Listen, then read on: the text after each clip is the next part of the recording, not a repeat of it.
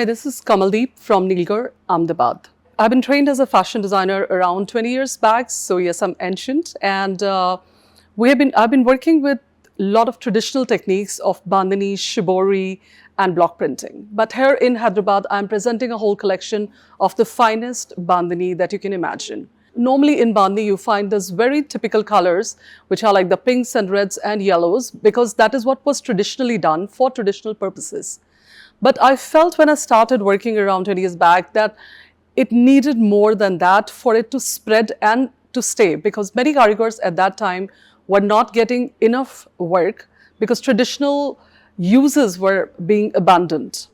So I felt that it needed to be spread around to other parts of India or other parts of the world so that the craft people can get work for many, many, many years to come. And that was the reason I started choosing colors, designs which were distinguished. It was very important for me to have the traditional designs that they should continue. So we started taking the traditional designs from museum collections, from antique dealers, and trying to revive them in exactly the same fashion as they were done in the past. And at the same time, we started working on traditional Japanese designs, traditional African style of Bandhani, shibori, and reviving those designs because it had to be different, it had to be unique, it had to be contemporary for the present and the younger generation to like it.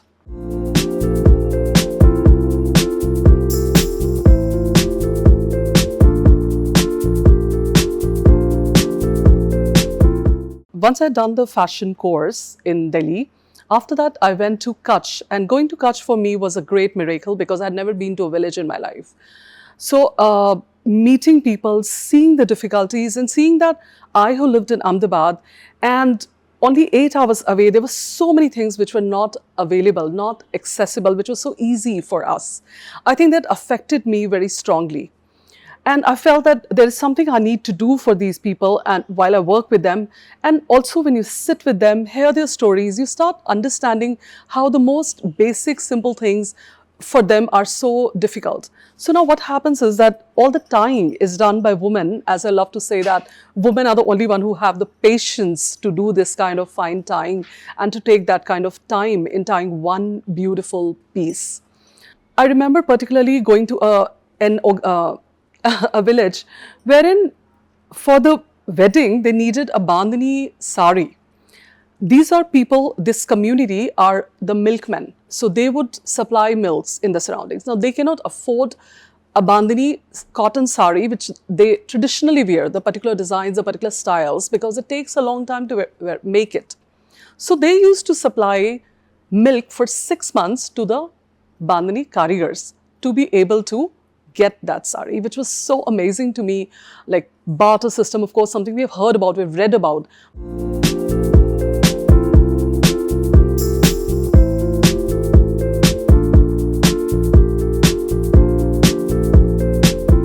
In this fashion, I did around 6 different projects, working with natural dyes, working with the Bandhani, working with different techniques of tie-dye, block printing, and as a result, spending months and months with the communities living there. And I think that also makes a huge difference because you begin to understand the smallest nitty-gritty of the technique, of the families, of the people, what is possible, what is not possible, how much more can be done, and how much more could have been done.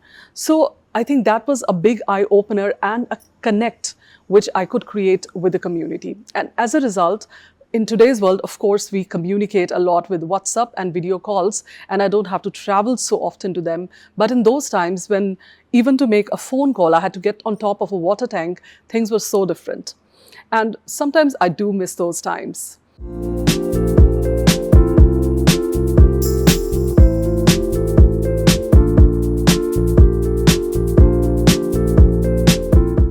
When we talk about the traditional communities, they often wore block printed versions of Bandhani.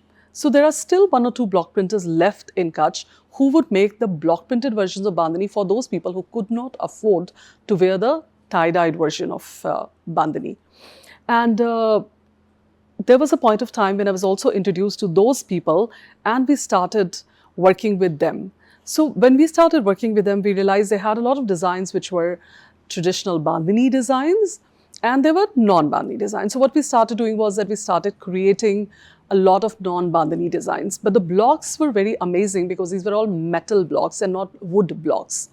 And they were working with discharge as a technique, which is again a very distinguished technique, which not many people can get great results from. And they had only worked with cotton. So we started asking them to work with silk. We would dye the silk, give it to them, and then they would do the printing. And during this time, we approached Anoki as a company, and Anoki started keeping these and selling them with us. So as a result, slowly and slowly, we started making partners.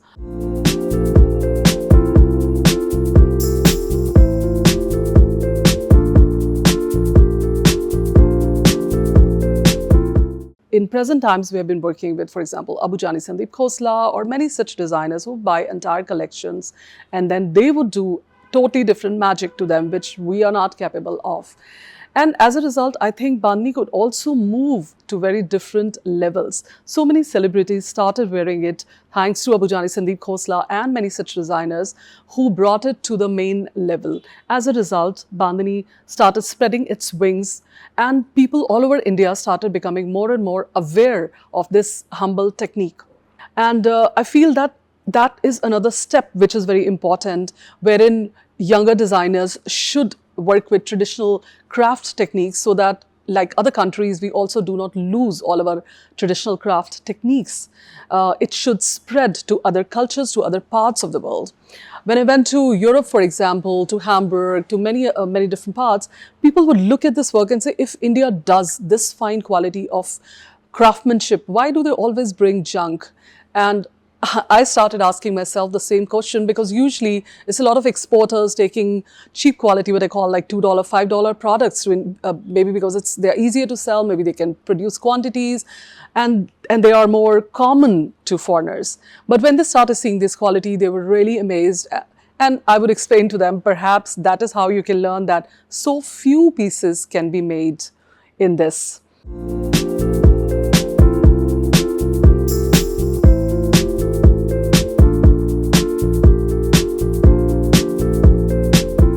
This, for example, as you see, not only as a color and as design, is something very geometrical and contemporary.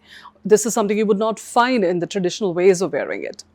The second most interesting thing I feel about Bandhani is the texture, which no other technique has. Like block printing is beautiful but doesn't have texture, which Bandhani has. And when you're wearing a dupatta or a stole for that matter, you could easily enjoy the texture. I wonder who started this whole textural effect, because traditionally we always wore them flat.